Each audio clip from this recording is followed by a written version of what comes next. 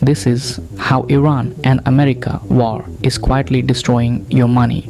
War. When most people hear that word, they think of missiles, armies, and destruction. Something far away, something that doesn't affect their daily life. But here's the truth. You don't need to be in a war zone to feel the damage, because this war is already hitting your gas prices, your grocery bills, your savings, and your future. Not later, right now, and that's what makes it dangerous. Let's break this down in a simple way. The tension between Iran and the United States isn't just about politics, it's about economics. This region controls one of the most important resources in the world, oil. There's a narrow passage called the Strait of Hormuz. It might look small on a map, but nearly 20% of the world's oil flows through it. So when this area becomes unstable, even slightly, oil supply gets disrupted, markets react instantly, and prices start rising fast. Now, here's where it connects to your life. When oil prices go up, gas prices follow, but the impact doesn't stop at the pump. Fuel powers everything: shipping, trucking, manufacturing, supply chains. So when fuel gets more expensive, everything that moves gets more expensive. The food you buy, the packages you order, the products you use every day, they all carry hidden transportation costs. And when those costs go up, you end up paying more. Now think about food. Farmers rely on fuel and energy to grow and transport crops. Fertilizers are tied to oil and gas, and distribution depends on diesel. So when energy prices rise, production costs rise. Then wholesalers raise prices, retailers raise prices, and by the time it reaches you, your grocery bill is higher for the same items. Nothing changed in your cart, but the total is higher. This leads to something more serious: inflation. Inflation doesn't hit all at once, it builds quietly. You're still earning the same paycheck, but your money doesn't stretch as far. What used to cover a full week of groceries now covers less. And here's the problem: when inflation is driven by global events like war, it doesn't disappear quickly. Even after the situation stabilizes, prices tend to stay high, because once businesses raise prices, they rarely bring them back down. Now let's talk about something that really hits home: loan repayment. When inflation rises, the Federal Reserve raises interest rates to control it. That means borrowing becomes more expensive. If you have a mortgage, a car loan, or credit card debt, your monthly payments can increase or become more burdensome. So now you're dealing with higher living costs and higher debt costs at the same time. And then comes the final piece: your income. When companies face rising costs, they adjust. They slow down hiring, they delay raises, sometimes they cut jobs. So while your expenses are going up, your income isn't keeping up at the same pace. That gap is where financial pressure builds. Now step back and look at the full picture. A war happens overseas. Oil prices rise, fuel costs increase, transportation becomes expensive, food and goods cost more, inflation rises, interest rates go up, loan repayments become heavier, and suddenly your entire financial life becomes more expensive without you doing anything differently. This is why understanding money matters more than ever, because the biggest financial risks don't always come directly. They move through systems. War isn't just about countries, it's about economics, and it reaches into your everyday life. The wealthy adjust quickly, the poor feel the impact immediately, but the middle class feels it slowly over time through rising costs, growing debt, and shrinking financial freedom. So the next time you hear about war, don't ignore it, don't scroll past it. Ask yourself one simple question: how is this affecting my money? Because in today's world, what you don't understand can quietly cost you everything. Even if the country is in the war, this is how you can spend, save, and protect your money. During war, first, you need to stop thinking like everything is normal because financially it's not. This is the time to adjust how you spend, where you spend, and how you protect your money, not later. Right now, start with this. Control your spending immediately. Before you buy anything, ask one question. Is this necessary or is this comfort? Right now, your priority is stability, not lifestyle. That means your money should first go toward housing, food, healthcare, utilities, and basic transportation. These are your core expenses. Protect them, fund them first. Never compromise here. Next, stop all unnecessary spending. Cut impulse buying completely. That includes random online shopping, daily small purchases, and anything you didn't plan in advance. These small expenses are the easiest to ignore, but during uncertain times, they drain your cash the fastest. You don't need to eliminate everything forever, but right now you need discipline. Now look at your subscriptions. Go through every monthly payment you have, streaming services, apps, memberships. Cancel anything you are not actively using. This is one of the fastest ways to free up extra money without affecting your daily life. When it comes to spending, shift your focus from cheap to value. Do not buy low quality items just because they cost less. Cheap products often need replacement and that costs you more over time. Instead, spend on things that last longer, reduce maintenance, and avoid repeat purchases. During uncertain times, durability saves money. Now, let's talk about food and daily essentials. You should start planning your purchases instead of buying randomly. Buy in bulk where it makes sense. Non-perishable items, household supplies, and things you use regularly.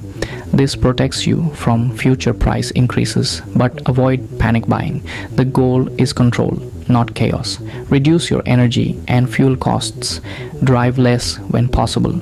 Combine trips. Avoid unnecessary travel. Be more conscious about electricity and usage at home. These may seem like small actions, but over time they reduce your monthly expenses significantly, especially when energy prices rise. Now, here's something critical. Protect your cash. You need accessible money, not tied up, not risky, not locked away. You should have enough liquid savings to cover several months of essential expenses. This is not for investment, this is for protection. Because during uncertain times, access to money matters more than growth. If you have high interest debt, focus on reducing it. Credit cards, personal loans, these become more expensive when interest rates rise. Do not ignore them. The faster you reduce this debt, the more control you gain over your finances. Avoid taking on new large financial commitments right now. This is not the time to stretch your budget with new loans, expensive upgrades, or long-term financial obligations. Keep your commitments flexible. The less pressure you have, the more options you keep. When you do spend money, make it intentional. Every dollar should have a purpose. Ask yourself, does this improve my stability or is this just temporary satisfaction? If it's not improving your stability, think twice. Do not make emotional financial decisions. Fear leads to overspending. Stress leads to bad choices. Stay calm. Think logically. You don't need to react to every headline. You need to respond with a clear plan. Also, focus on protecting your income. If possible, strengthen your position. Improve your skills. Look for ways to increase or secure your earnings. Because during uncertain times, stable income combined with controlled spending is your strongest defense. And finally, keep your strategy simple. You don't need complex investments or risky moves right now. Your goal is not to get rich during uncertainty. Your goal is to stay stable, avoid losses, and maintain control. Spend on essentials, cut unnecessary expenses, save accessible cash, avoid new risks, stay disciplined. Because in times like this, the people who stay financially strong are not the ones who earn the most. They are the ones who control their money the best. So don't wait for things to get worse before you act. Adjust now, protect now, think clearly now. Because the way you handle your money during uncertain times will decide how secure your future feels when things stabilize again. Right now, something serious is building in the background of the global economy, and most people are not paying attention. Here's what's actually happening.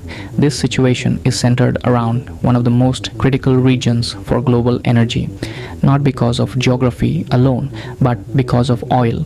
A massive portion of the world's oil supply moves through a narrow route known as the Strait of Hormuz. It's one of the most important choke points in the global economy, and right now that choke point is under pressure. Now let's talk about where this could go. Because this situation doesn't have just one ending, it has multiple paths, and each one affects your money differently. The first path is de-escalation. This is where things cool down, diplomacy works, agreements are made, tensions reduce. If this happens, markets calm down, oil prices stabilize or even drop slightly, inflation pressure eases over time. For you, this means some relief, but not instantly, because once prices go up, they rarely come down quickly. The system adjusts slowly. The second path, and this is the most realistic, is prolonged tension. No full war, but no real resolution either. Just ongoing pressure, small escalations, constant uncertainty. And this is where things get tricky financially. Because in this scenario, prices don't spike dramatically, but they stay elevated. Gas stays expensive, goods remain costly, interest rates stay higher for longer. It's not a shock, it's a squeeze, slow, consistent pressure on your finances. Then comes the third path, the one markets fear the most, full escalation. If this situation expands into a larger conflict, especially one that directly disrupts oil supply routes, the financial impact becomes immediate and aggressive. Oil prices spike, gas prices jump fast, supply chains get disrupted, markets become unstable, and the cost of living rises sharply in a short period of time. And here's the important part. By the time this scenario becomes obvious in the news, the financial impact has already started, because markets move first, headlines come later. So the real question is not what will happen. The real question is, are you positioned for what could happen? Because no matter which direction this situation takes, one thing is guaranteed: uncertainty has a cost, and that cost shows up in your daily life. Now, here's something most people don't realize. You don't need a crisis to feel financial stress. You just need rising costs without rising income. And that's exactly what situations like this create.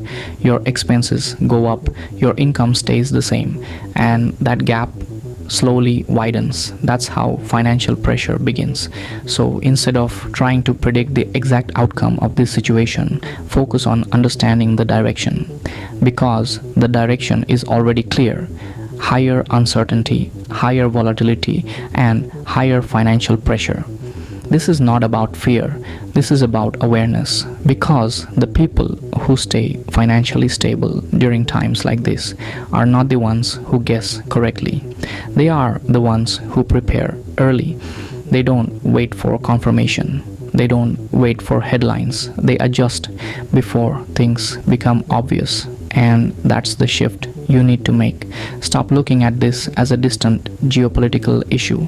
Start looking at it as a financial signal, because global events like this don't stay global.